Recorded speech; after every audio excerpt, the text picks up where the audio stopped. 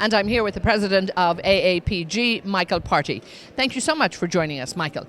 Now, you're, of course, one of the key organizations that pull all of this together, that really make up IPTC in many, many ways.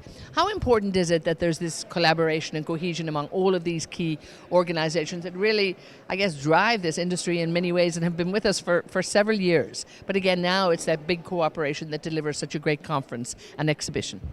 Well, it's very important. And when you start talking about the shale revolution, you talk about unconventional resources that's kind of driving a lot of the production nowadays, it does take a lot of different components. One being the geological component, which is AAPG, which I represent, the engineering component, the technology to get the oil out of the ground, which is SPE, who spoke here this morning. And you got the Geophysical Society, they're coming in.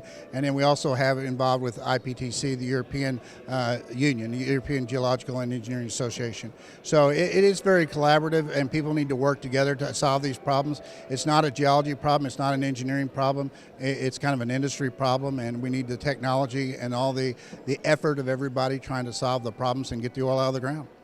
Now, of course, you've been in this industry for a while. How have you seen this sort of pace of change in the last few years and the challenges that has brought with them? How is everybody dealing with that, you think?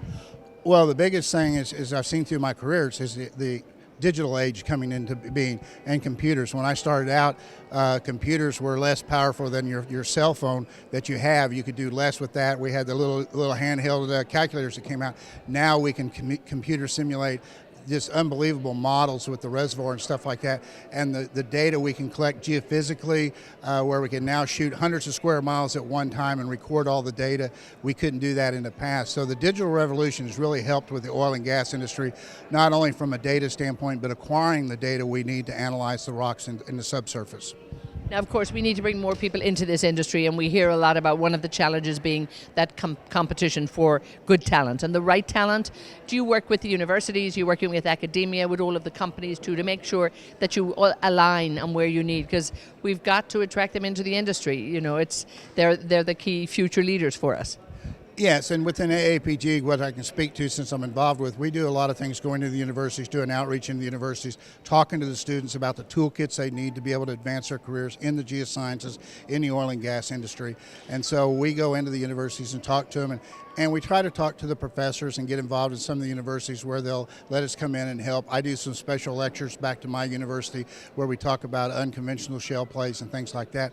So we'll end up going in and trying to help the students out to benefit and get a better toolbox so they understand what's in the industry. Even short courses. We run short courses for students to where they can learn how to geosteer, and that's a big important factor. You know, we got to know how we're steering through the rocks, and so we teach them how to geosteer in these courses. And it is, I mean, it's a fascinating business, really, and it's a fascinating environment to be involved in. Are you finding that there's enough interest, or, again, is there something more that the industry can do? That was one of the other things I think we're seeing show up here. Perception in the industry, and really the need to really attract more people. Because the real science is actually, it's in the rocks, basically, isn't it? Yes, it is, and ways we can expand it is we need to create jobs in the industry, and that gets to be a little bit hard because we're always fighting prices and the amount of, as we see mergers within companies and the buyouts and stuff like that happening, that tends to create a few less jobs for people, and some of the people in those industries have their jobs terminated and looking for other careers. So it's incumbent upon us to make everybody ready as they come out of school and as they develop their careers as a young professional, be able to develop those careers in a way that if they stumble along the way where the company gets bought out, they have the toolbox, the kits, the ability to go in and walk right into another company and help them out and be an integral part of that company. Now, how healthy is the American production market at the minute here? You know, we're seeing record figures right now. And again, as you said, you know, there's a lot of mergers, acquisitions in there at the moment. How's the investment climate looking there in terms of we look at the future of American production? Well, we're seeing the investment in energy is down quite a bit because the rate of return is not there with these prices we're looking at. But there's still companies making money, and you see it in their stock prices. But they take a lot of hits. Like there was a talk this morning where they talked about some of the companies, because they take frac hits or they release something in their quarterly reports, their stock takes a hit. So those things are kind of driving that part of the market, and so it's kind of things outside of of control that when you take frac hits from somebody else that's a mile away from you. But we're seeing a lot of things happen in the industry. The production growth is continuing. We're seeing, like in the U.S., we're kind of plateauing out in the U.S. at about 12.5, 12.6 million barrels a day. But we're seeing a lot of the production in other basins like the Bakken and the Niobrara and even some of the Eagle Ford are not increasing like they were, and some of them are decreasing, but the Permian's filling the gap. So overall, we're still seeing a modest increase year on year of production. And here in Saudi Arabia, the first time, of course, IPTC has been here. So this is quite exciting because, of course, it's the center of oil production in the Middle East. So, it's been a few busy days for you. How has it been? Tell me, this conference and exhibition. And for, of course, Saudi Arabia, it's a great event that it's come here.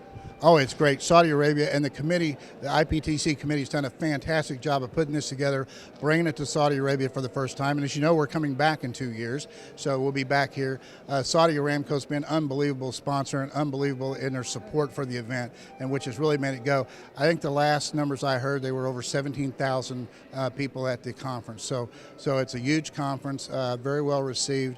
A lot of people floating around here, a lot of great exchange of ideas, a lot of good discussion groups and stuff like that. So it's been a great conference. Looking forward to 2 years when it comes back here. And, next year we'll be back in Kuala Lumpur for the conference there. So we've got next year and then we'll be back and looking forward to it.